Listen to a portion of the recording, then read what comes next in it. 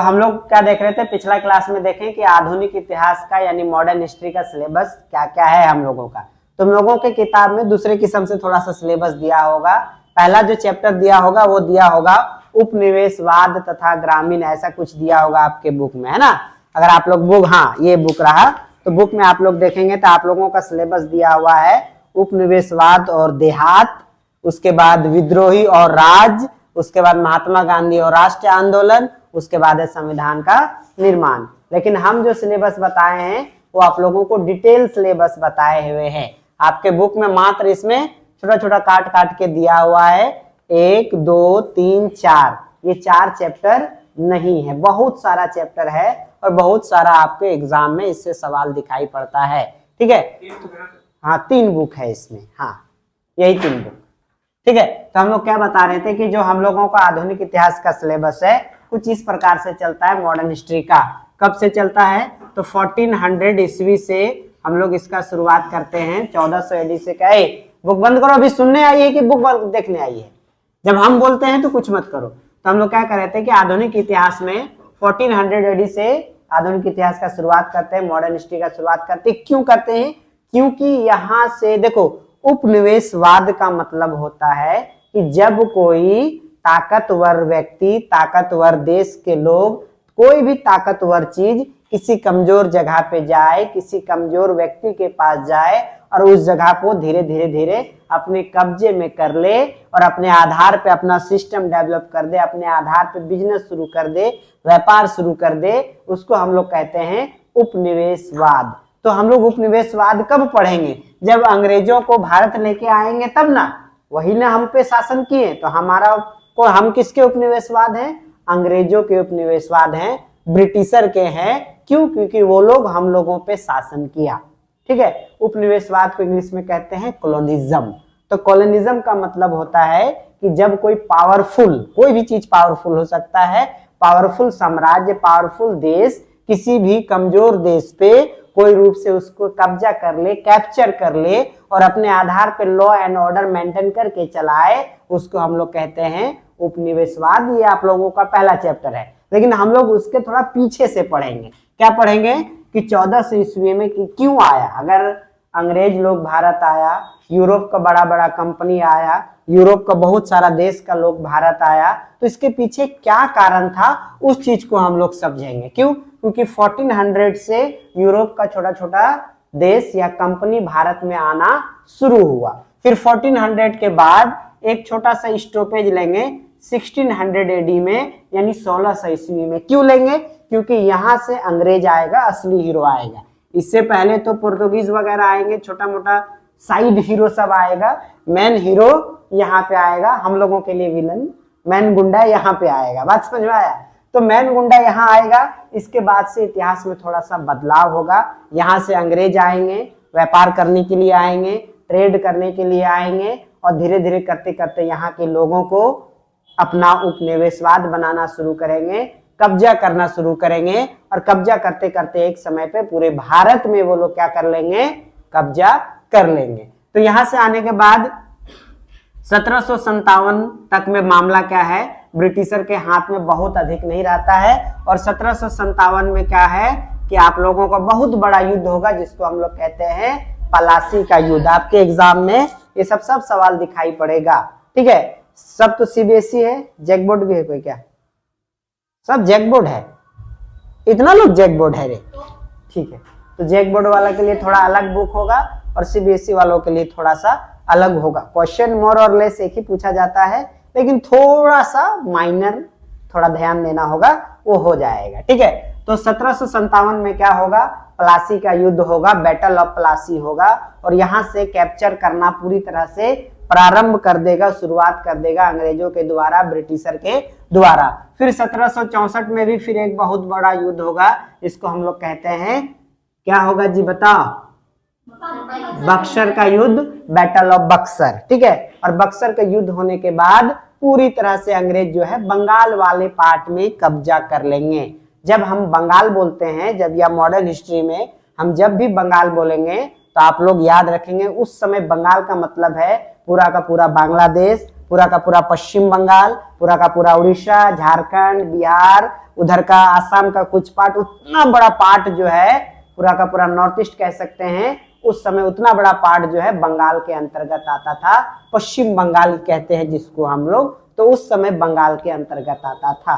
तो आप लोग पढ़ते हैं ना कि पश्चिम बंगाल तो पूरब में है, उसके बावजूद भी पश्चिम बंगाल क्यों कहते हैं, तो कारण हम बताएंगे उसमें कि उसको हम लोग पश्चिम बंगाल क्यों, क्योंकि बंगाल का विभाजन किया गया कब, बताओ जी, बंगाल विभाजन कब हुआ, पार्टीशन ऑफ बंगाल कब हुआ, बताए थे पिछला क्लास में, इसीलिए बोले थे कि आप लोग को तो वीडियो नहीं भेजे थे, ठीक है, चलो वहां तक पहुंचेंगे तब बताएंगे।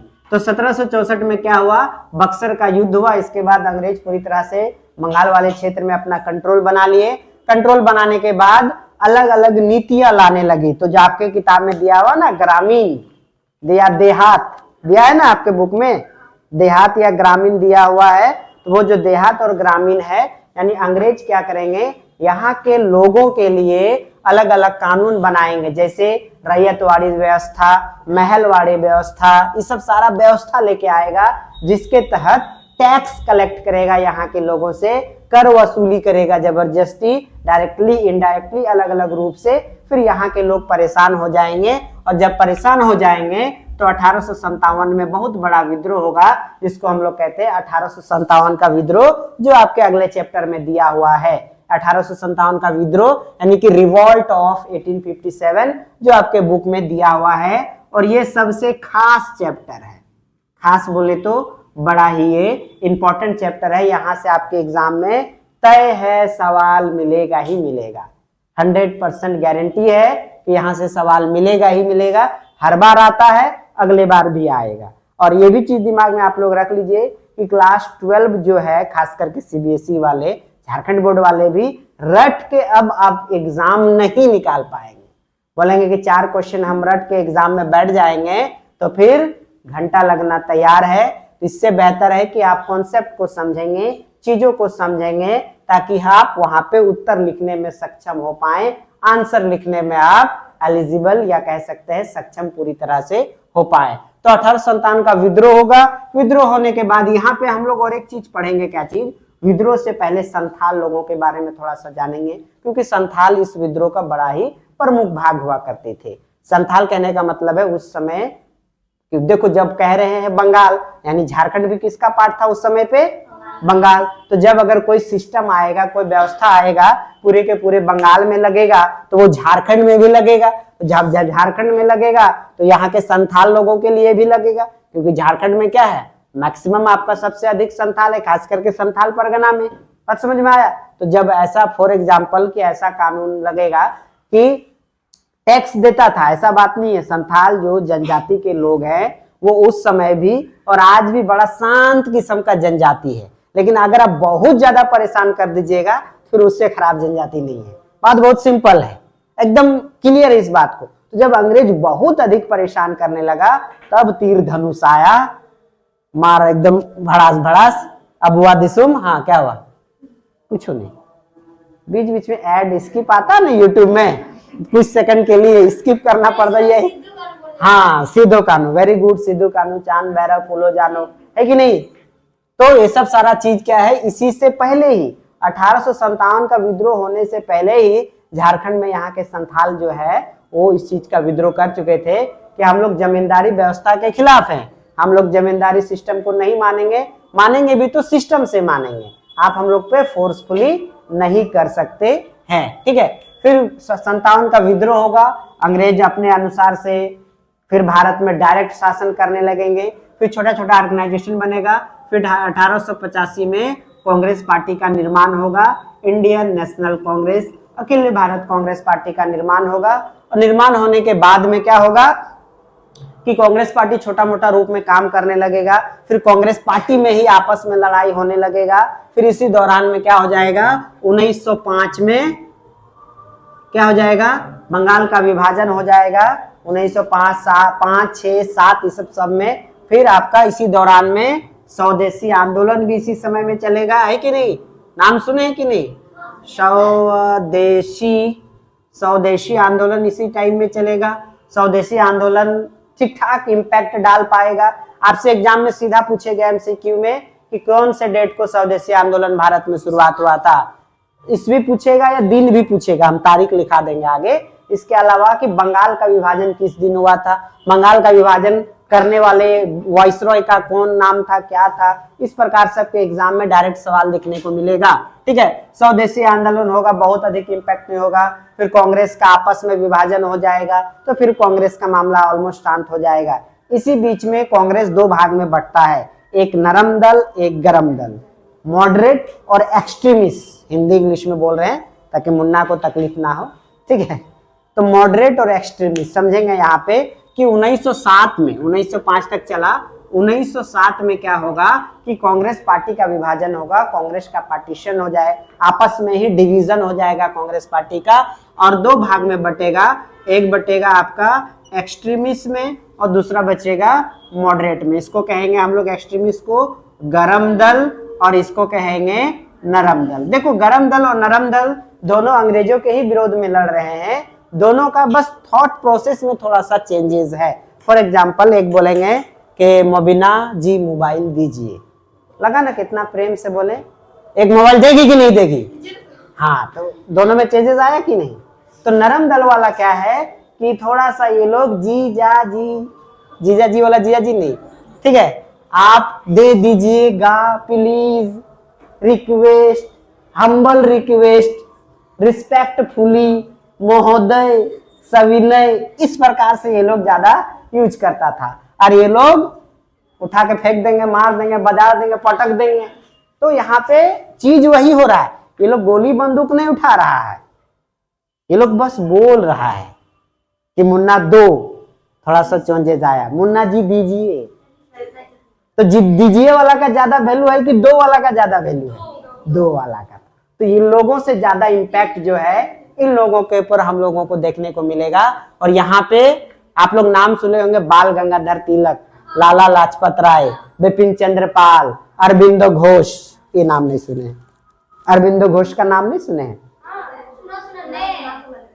देखेला देखेला लगता है, सुनेला सुनेला लगता है। ठीक है, चलो, तो यहाँ पे इस प्रकार से चीज होगा। फिर कांग्रेस में विभाजन होने के बाद कुछ बड़े बड़े नेता जेल चला जाएंगे और मामला धीरे धीरे खत्म हो जाएगा। इसके बाद तिलक जी वगैरह एक चलाएंगे home rule movement, home rule आंदोलन। आपसे पूछेगा कि इसका शुरुआत कौन किए थे, बाल गंगाधर तिलक। तिलक जी उस समय के सबसे दमदार व्यक्ति में से एक थे। वो जब बोलते थे ना तो लोग उससे इतना अधिक इम्प्रेस होते थे कि लोग उसके पीछे भीड़ों को भीड़, हजारों लाखों भीड़ लगा देते थे। और वो मुख्य रूप से महाराष्ट्र से आते थे, और महाराष्ट्र में जितना भी त्योहार है, फेस्टिवल है, जैसे शिवाजी फेस्टिवल हो गया, गणपति फेस्टिवल हो गया, सब शुरुआत करने वाले कौन थे, बाल गंगाधर तिलक। क्योंकि बड़ा गजब का थे। क्यों समझो इसके पीछे, क्योंकि आम आदमी ही मेला जाता है, हाईफाई आदमी मेला नहीं जाता है। कभी सुना है कि डीसी साहब अपने बेटे बेटियों के साथ हिजला मेला घूमने गए हैं, झालमुड़ी खा रहे हैं, बलून फुलक्का खरीद रहे हैं, नहीं ना सुने हैं। वो कौन सुने हैं कि सर रहमान हिजला मेला जाते। क्यों? क्योंकि हम लोग गरीब लोग हैं, और गरीब आदमी ही मेला जाता है आमतौर पे, जिसके पास लाखों करोड़ों पड़ा हुआ है, या आम आदमी। तो उस समय उनको लगा, किनको, तिलक जी को लगा कि अगर मेला लगवाए तो आम आदमी जमा होगा, और आम आदमी जमा होगा तो हम अपनी बातों को आम आदमी तक रख सकते हैं। बुद्धि था, ठीक है, उसके जैसा लोल नहीं। ठीक है, तो होम रूल आंदोलन चलेगा, ये कुछ हद तक सफल भी रहेगा, असफल भी रहेगा, दोनों चलेगा, मिक्स चलेगा। इसके बाद एक आएगा आंधी, जिसको हम लोग कहते हैं गांधी। ठीक है, कब आएगा, 1915-16 के आसपास में मुख्य रूप से ये मामला लेके चलेगा। सब ईस्वी में चल रहा है। ठीक है, तो यहां से आने के बाद महात्मा गांधी आएंगे, और ये आपका भी इलाका क्या है, खास, VVIP, ये एक था ना VVIP। उसी प्रकार से 1916 के बाद जो भी इतिहास पढ़ेंगे वो रहेगा VVIP। क्यों रहेगा VVIP? क्योंकि यहां से जो सवाल बनेगा, लगभग 90% सवाल आपके आधुनिक इतिहास से इसी के बाद बनेगा। महात्मा गांधी आएंगे 1915 में, भारत आएंगे, भ्रमण करेंगे, फिर सबसे पहला अपना चंपारण का मूवमेंट चलाएंगे अंग्रेजों के विरोध में। उससे पहले वो अफ्रीका जाएंगे, क्योंकि हम लोगों को थोड़ा बैकग्राउंड भी पढ़ना होगा। महात्मा गांधी का जन्म कहाँ हुआ है मबीना? 2 अक्टूबर में हुआ है, लेकिन नहीं जानते। साल 2 अक्टूबर। तभी तुम्हारे पास पैसा नहीं रह रहा है। जो आदमी का फोटो है पैसा में, वही आदमी के बारे में कुछ। कहाँ जन्म है महात्मा गांधी का रे? गुजरात में। कहाँ? अरे ये सब जो भी देखेंगे ऑनलाइन में, ये सब बच्ची पे हंसीएगा। पैसा में दिया हुआ गांधी का जन्म कहाँ हुआ है? ला दो हमको, हम रख देंगे।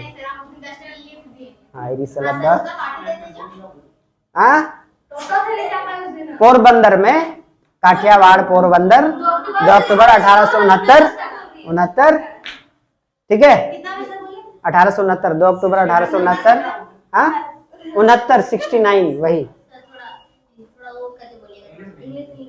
हिंदी। हाँ तो हम तो एक भाषा बोलते ही नहीं। 1869, 1869। ठीक है, चलो। गुजरात के पोरबंदर में, काठियावाड़ में, है कि नहीं? गुजरात कौन वाला पार्ट? ये वाला पार्ट गुजरात है ना, ये वाला पार्ट गुजरात। ठीक है। अच्छा, इनकी मम्मी और पत्नी का नाम बताओ। तुम लोग देखो मिक्स कर देगी। हाँ, कस्तूरबा गांधी। और सर्च कर रही है, मारेंगे ना कनपट्टी में सर। तुम लोग जो है ना, वो कहता चुल्लू भर पानी। चुल्लू भर पानी झारखंड में ही कई लोकेशन है, डूब मरो तुम। हाँ हाँ, पुतली बाई। सर्च करे पुतली बाई। करमचंद्र गांधी। हाँ, करमचंद्र गांधी पिताजी का। हाँ चलो, तो महात्मा गांधी आएंगे, चंपारण का आंदोलन चलाएंगे, गुजरात का खेड़ा का सत्याग्रह चलाएंगे, अहमदाबाद मिल स्ट्राइक चलाएंगे। उसके बाद इसी बीच में क्या होगा आपका, बहुत बड़ा जलियांवाला बाग हत्याकांड होगा। रॉलेट सत्याग्रह चलाएंगे, फिर रॉलेट एक्ट आएगा, फिर रॉलेट सत्याग्रह चलाएंगे, फिर नहीं होगा मूवमेंट, फिर सविनय अवज्ञा आंदोलन चलाएंगे, फिर दांडी मार्च चलाएंगे, फिर भारत छोड़ो आंदोलन चलाएंगे, और फिर हम लोगों का आजादी मिल जाएगा।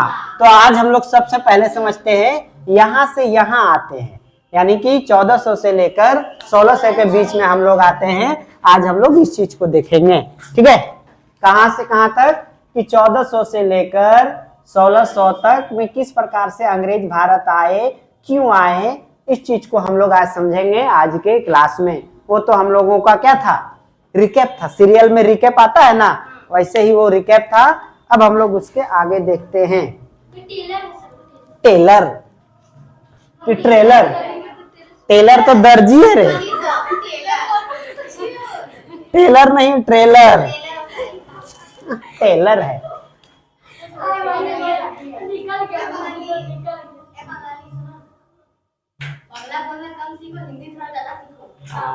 इसका मैं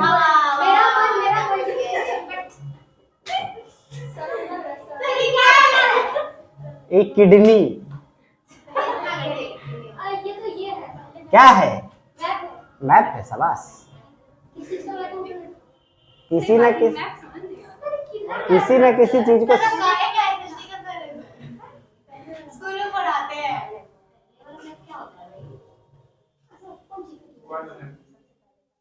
क्या चीज रे?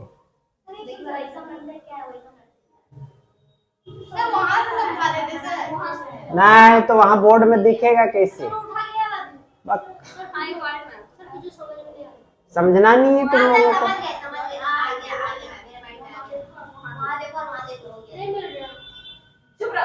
एक होता है आंख का अंधा जिसका इलाज है, एक है दिमाग का अंधा जिसका इलाज नहीं है, और ये है दिमाग का अंधा।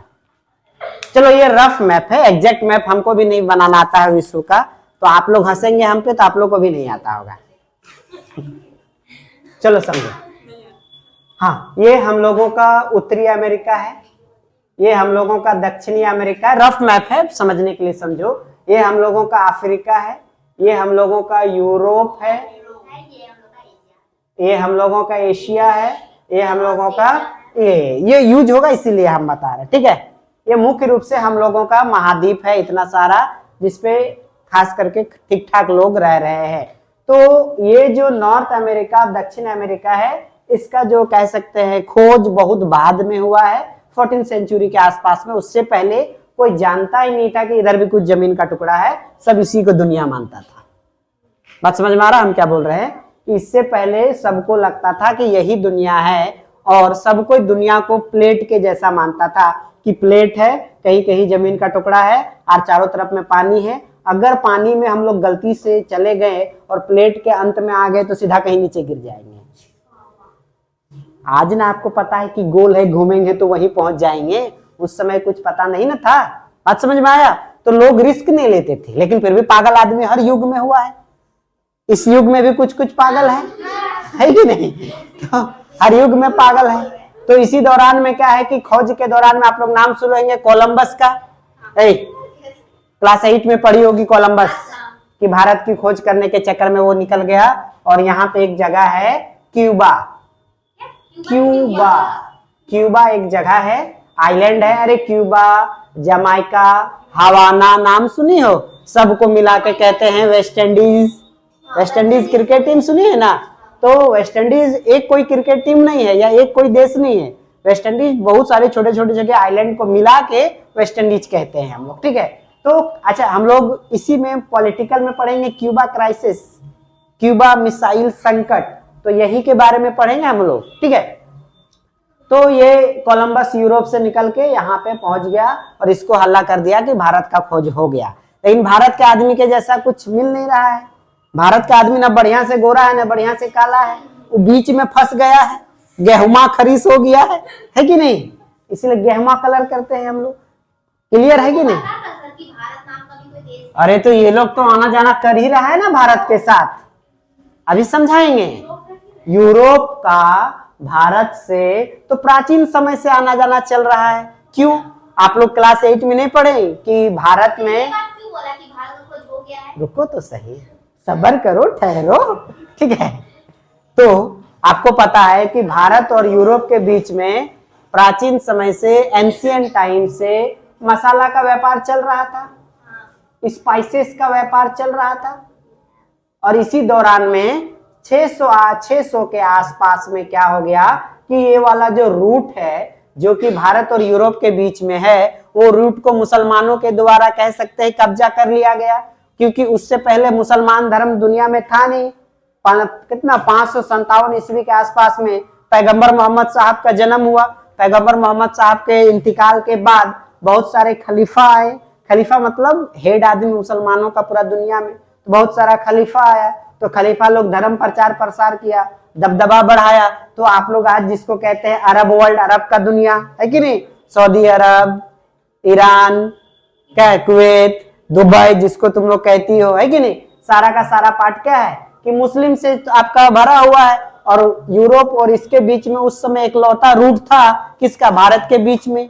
और मुख्य रूप से मसाला का, सूती कपड़ा का, नील का खूब व्यापार चलता था। और यूरोप पूरा का पूरा क्या है, ठंडा प्रदेश है। और भारत क्या है, यहाँ पे मसाला ठीक ठाक व्यापार होता है। और ठंडा में क्या है, मिर्च मसाला मिले तो बड़ा अच्छा लगता है, गर्मी आता है कि नहीं आता है? वो मिर्चा खा के देखना ठंडा का दिन में, तुरंत एकदम पसीना निकलने लगेगा।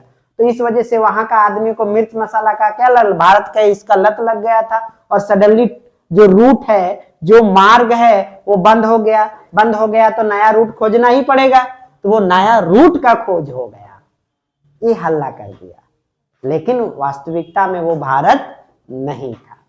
तो अलग अलग देश आए, स्पेन और पुर्तगीज, ये दो देश सबसे फेमस है।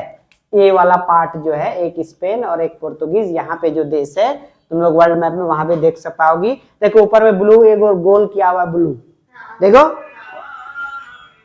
ठीक है? तो जो ऊपर में ब्लू गोल किया हुआ है वो स्पेन और पुर्तगाल है। दोनों में सबसे अधिक क्या चलता है, फुटबॉल रे। तुम लोग को मेसी कहाँ का है, उधरी का है। हाय रे, फुटबॉल और फेमस खिलाड़ी मेसी का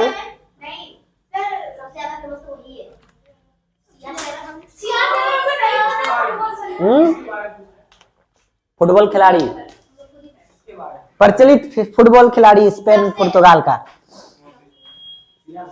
CR7। रोनाल्डो कहाँ का है?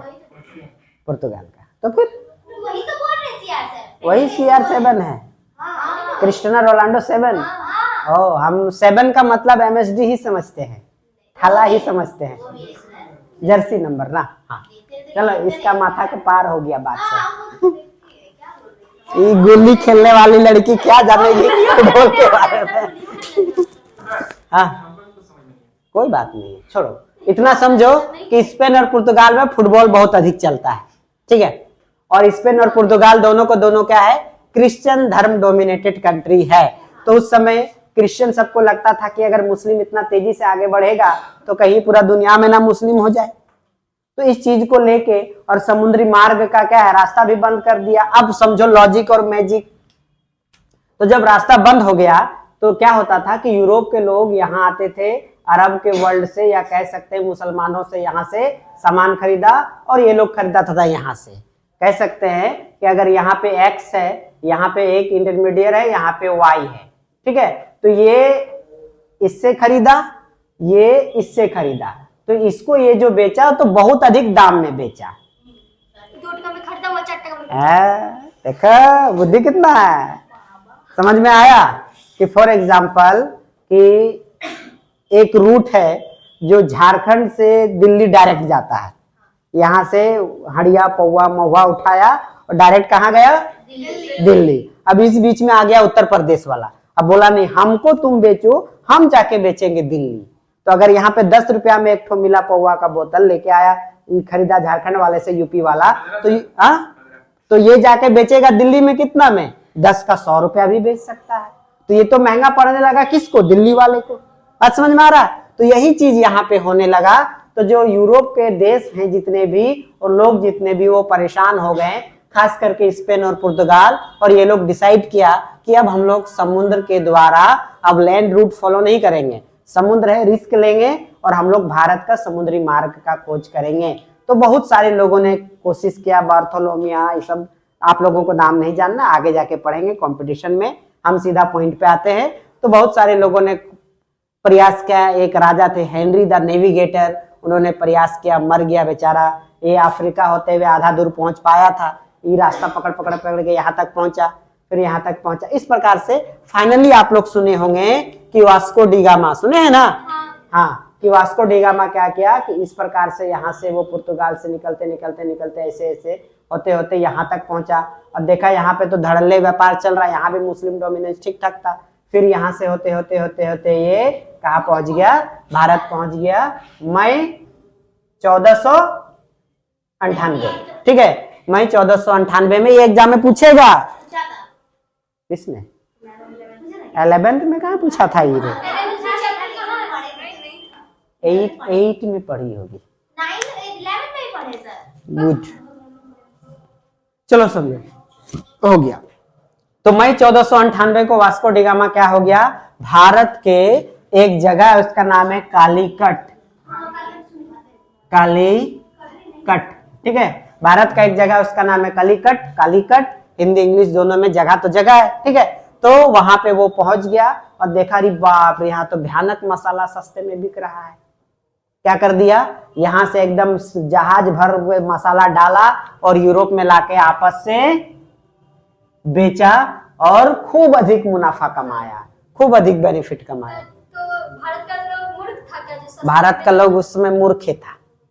ये तो इतना हम तो क्या बताएं पिछले क्लास में कि भारत भारत था ही नहीं, और ये तो व्यापार करने आया है ना जी।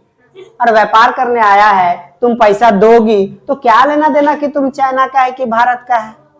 और भारत तो भारत था ही नहीं, जो कि हम पिछले क्लास में बताए थे तुम लोगों को। ये कालीकट में पहुंचा, देखा, अरे बाप रे, तो मसाला वगैरह भयानक सस्ता मिल रहा है। एकदम मन भर के मसाला उठाया और यूरोप में एकदम 10 गुना 20 गुना 30 गुना मल्टीपल टाइम जो है मुनाफा प्रॉफिट कमाया। जब मुनाफा कमाया तो धीरे धीरे हल्ला हो गया। क्या वास्को डी गामा रास्ता खोज लिया, वास्को डी गामा। अब कैसे खोज लिया वो कहानी आप लोगों को नहीं जानना है कि यहाँ तक पहुंचा। फिर यहाँ से एक गुजराती व्यक्ति, उसका नाम था अब्दुल माजिद, उसके मदद से पहुंचा। तो वो आप लोगों को अभी नहीं जानना है, जब जानने का टाइम आएगा तब वो आप लोगों को जो भी पढ़ाएंगे वो टीचर आप लोगों को बता देंगे, ठीक है। हाँ, जाहिर सी बात है, इसको 6 महीना साल भर से ऊपर लग गया था, 97 में ही निकला था।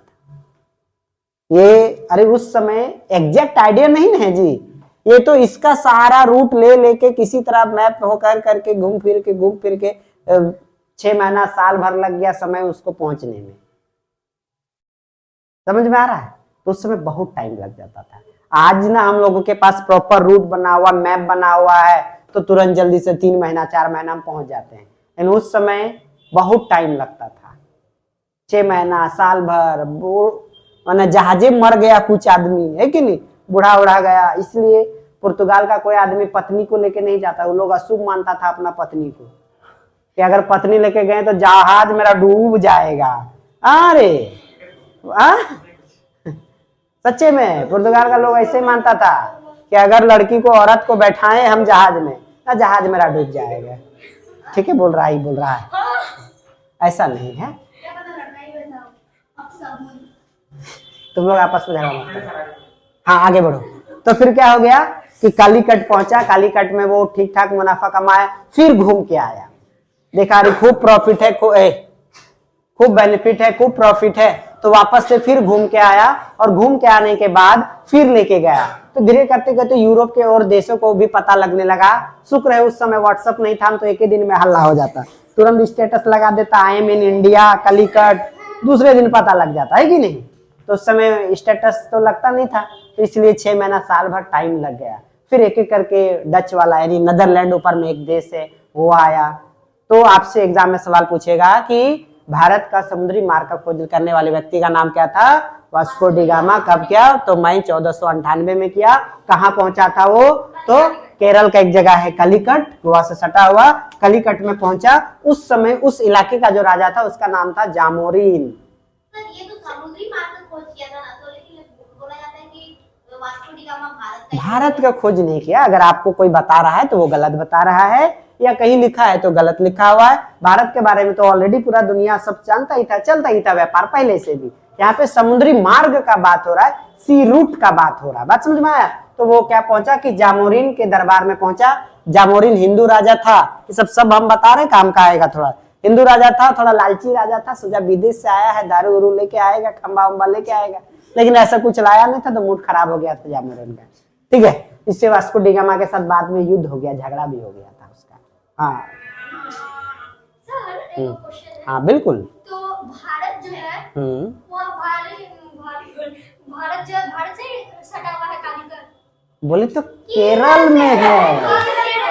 केरल कहाँ है? तब वहाँ पे ठीक लगाए हैं, इधर तो भारत का ही है। तो केरल कहाँ है रे? ये केरल। कृपया सस्ता ना करें, अगर शौक है तो महंगा करें, उससे आपको हानि काम पहुंचेगा।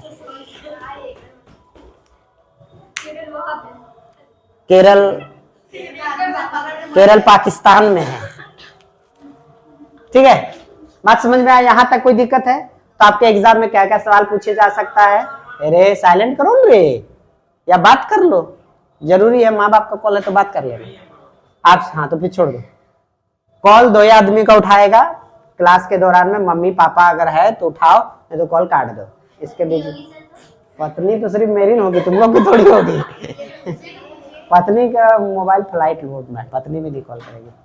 ठीक है, पढ़ाई के दौरान में कोई डिस्टर्ब नहीं। तो आपसे क्या क्या यहाँ सवाल पूछा जाएगा, अब समझो। अब क्या क्या सवाल है?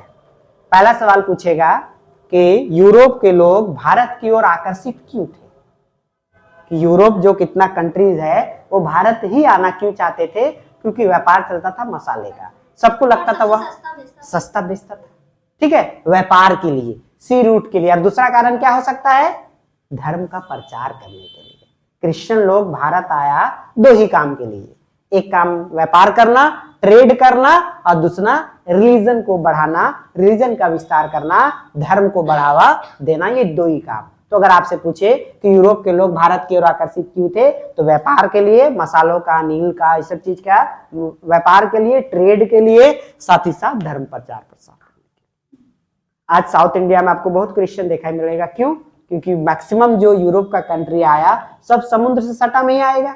जमीन में तो उड़ के हेलीकॉप्टर उस समय तो था नहीं जो आएगा, तो समुद्र से सटा इलाके में आएगा। तो सबसे अधिक क्रिश्चियन आपको कहाँ मिलेगा? तमिलनाडु में, केरला में, आंध्रा में, इधर में बहुत क्रिश्चियन मिलेगा। बात समझ में आया? क्यों मिलेगा? इसके पीछे यही कारण है।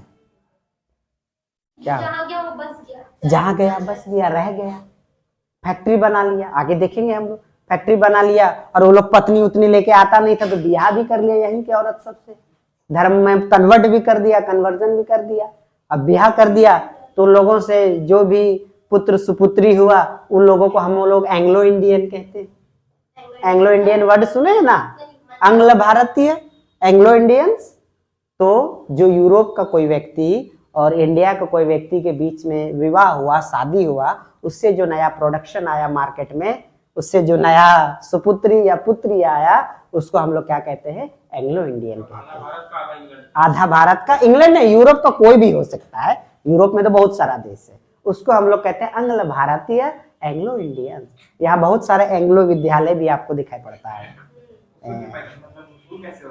उसके पीछे अलग कहानी, फिर हम लोग यहाँ से भटक के उधर चला जाएंगे। यहाँ तक में कोई दिक्कत है? ये सवाल पूछेगा। इसके अलावा एमसीक्यू में क्या पूछेगा कि वास्को डी गामा कहाँ पहुंचा था, कब पहुंचा था, ठीक है, क्या चीज का व्यापार चलता था, इस प्रकार के मुख्य रूप से जो है आपके इसमें पहुंचेगा। तो आपसे पूछेगा पहला देश पहुंचने वाला कौन है, तो देश पूछ रहे हैं, पहला देश कौन पहुंचा? भारत।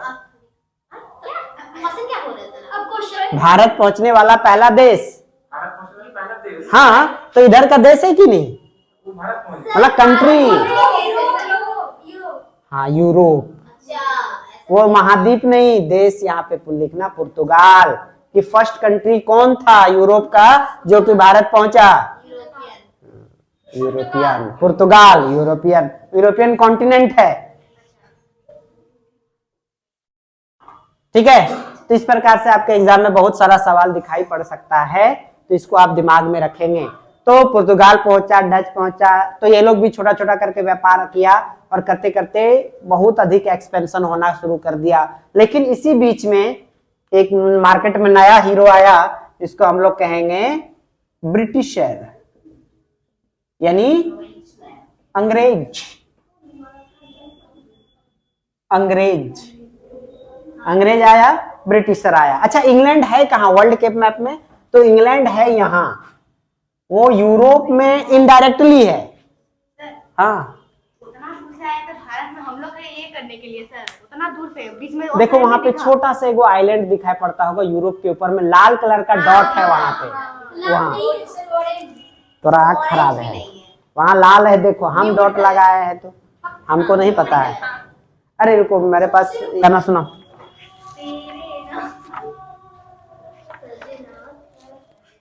देखो ये है यूरोप, ठीक है, देखो ये है यूरोप, ये वाला पूरा पार्ट है यूरोप, और देखो यहाँ पे है तुम्हारा ये वाला पार्ट, देखो लिखा यूनाइटेड किंगडम, यूके, इंग्लैंड। अंतर है, यूके इंग्लैंड यूनाइटेड किंगडम में अंतर है, क्या है समझेंगे हम लोग, ठीक है। तो ये यूरोप के अंतर्गत में नहीं है, बट ये यूरोप का पार्ट है, ये अलग आइलैंड है, यूनाइटेड किंगडम में अलग आइलैंड है, यहाँ पे ये है। और ये क्या होगा, जब इसको पता चलेगा कि समुद्री मार्ग का खोज हो गया, तो उस समय जो रानी होगी कहाँ की, इंग्लैंड की, क्वीन एलिजाबेथ, क्वीन एलिजाबेथ। तो क्वीन एलिजाबेथ महारानी जो होगी, क्वीन एलिजाबेथ, तो कुछ ग्रुप आएगा, कुछ ग्रुप कहने का मतलब ये है कुछ अंग्रेजों का ग्रुप आएगा और क्वीन एलिजाबेथ से ये परमिशन लेगा, आदेश लेगा कि हमको क्या दीजिए, कि भारत में व्यापार करने का आदेश दीजिए। तो जो क्वीन एलिजाबेथ है वो क्या करेगी, चार्टर साइन करेगी, CHARTER, ऐसा में चौमेकर चार्टर, चार्टर, एक चार्टर कुछ नहीं रहेगा, चार्टर रहेगा पेज, उस पेज में लिख देगी क्या कि आप भारत के साथ व्यापार कीजिए, कुछ अंग्रेज ग्रुप को, उस ग्रुप का नाम रहता है मर्चेंट एडवेंचर, उतना आपको याद नहीं रखना है, ठीक। तो वो ग्रुप क्या करेगा, फिर अपना लेके आएगा भारत में, धीरे धीरे करते करते करते अपना कंपनी शुरुआत करेगा सूरत में, गुजरात में, करते करते करते करते, और यहाँ से वो क्या करेगा, व्यापार करना शुरू करेगा। वो स्टार्टिंग में आता है व्यापार करने, धीरे धीरे धीरे लालच होता है कि नहीं आदमी का, लगेगा कि हाँ मामला यहाँ से हम कब्जा में कर सकते हैं, तो फिर वो कब्जा करना शुरू करेगा, और जब इतना शुरू कर देगा कि मामला हो जाएगा दूसरा। तो यहाँ तक आपको क्लियर है, कोई दिक्कत नहीं है यहाँ तक, कि क्यों आया, कैसे आया, अंग्रेज आया, कैसे आया, नहीं है। अब कुछ कुछ एमसीक्यू बन सकता है इसमें कि अंग्रेज की तरफ से पहला कौन आया? एलिजाबेथ तो रानी थी रे, जो उसको परमिशन दिया। ब्रिटिश, हम आदमी पूछ रहे हैं, ठीक है, ठीक है। कैप्टन विलियम हॉकिंस नाम सुनी हो? हॉकिंस कुकर वाला नहीं, हॉकिंस कुकर से कोई लेना देना नहीं। हाँ ठीक। तो ये सब व्यक्ति आए, आने के बाद धीरे धीरे करते करते दो जगह, एक जगह है सूरत, एक जगह है मासूलीपट्टनम, जिसको हम लोग मछलीपट्टनम कहते हैं। ये जगह यहाँ पे आंध्रा में दिखाई पड़ेगा आपको, मछलीपट्टनम, ये जगह है। यहाँ पे ये लोग एक जगह, ये हो गया कहाँ पे? आंध्रा में। सूरत कहाँ है जी? महाराष्ट्र का आगे, गुजरात रे, महाराष्ट्र बोलते हैं। ओकारणता सूरज रे, साइड है सूरत, ये दो जगह। हाँ, तो सूरत में और आपका जाके मासूलीपट्टनम में, ये दो जगह में जो है फैक्ट्री बनाएगा अंग्रेज। उस समय भारत में शासन कौन कर रहा है? अभी तो ये लोग आ रहा है, मुगल मुगल मुगल मुगल साम्राज्य में शासक करेगा। हाँ, तो यूरोप पे व्यापार करके आके चला जा रहा है। मुगल तो भारत में पहले से ना है, ये तो आधुनिक इतिहास पढ़ रहे हैं। जब हम लोग मध्यकालीन में मेडिवल हिस्ट्री में जाएंगे, वो तो मुगल एक ही दिन में थोड़े सब समाप्त हो जाएगा, वो लोग धीरे धीरे करके ना हटेगा। तो मुगल लोग शासन कर रहे हैं। जहांगीर, अकबर नाम नहीं सुनी हो? हाँ, तो उस समय जहांगीर शासन करता था भारत में। तो साउथ इंडिया में क्यों कर पा रहा है? क्योंकि साउथ इंडिया में मुगल जो है वो बहुत अधिक पावरफुल नहीं था। वो नॉर्थ इंडिया में किसी का दम नहीं था कि वो व्यापार कर ले, लेकिन साउथ इंडिया में ज्यादा पावरफुल नहीं था। तो जहांगीर परमिशन वगैरह दिया, धीरे करते करते करते, और इनडायरेक्टली मछलीपट्टनम, जिसको मासूलीपट्टनम उस समय कहते थे, और सूरत में ये वाला पॉइंट में क्या कर दिया कि ये लोग फैक्ट्री बना के व्यापार करना शुरू कर दिया। और जब शुरू कर दिया तो जब मुगल जो थे वो कमजोर होने लगे, तो ये लोग पावरफुल होने लगे, अंग्रेज लोग। बात समझ में आया कि जब मुगल जो शासन करता था उन लोगों पे, वो लोग कमजोर होने लगा, तो ये लोग पावरफुल होने लगे, और इतना पावरफुल हो गए कि एट द एंड मुगल का सफाया हो गया और ये लोग पूरा भारत में कब्जा कर लिए। तो आपसे एग्जाम में सवाल में पूछेगा कि मुगल का आखिरी शासक कौन था, लास्ट रूलर कौन था? तो बहादुर शाह जफर दो। हाँ, बहादुर शाह जफर दो तो पड़ेगा, पार्ट 1 पार्ट 2। तो 1857 के युद्ध में जो है बहादुर शाह जफर को पकड़ के अंग्रेज लोग जेल में डाल दिया था, वो वहीं मर गया था, बर्मा में। बर्मा बोले तो म्यांमार में, जिसको आज कहते हैं हम लोग। वहीं पे एक जगह है रंगून, गाना सुनी हो? मेरे पिया गए रंगून, किया है वहां से टेलीफोन। 4 बज गया, ठीक है, खोल दो देखो कौन है। हाँ, वही होगा।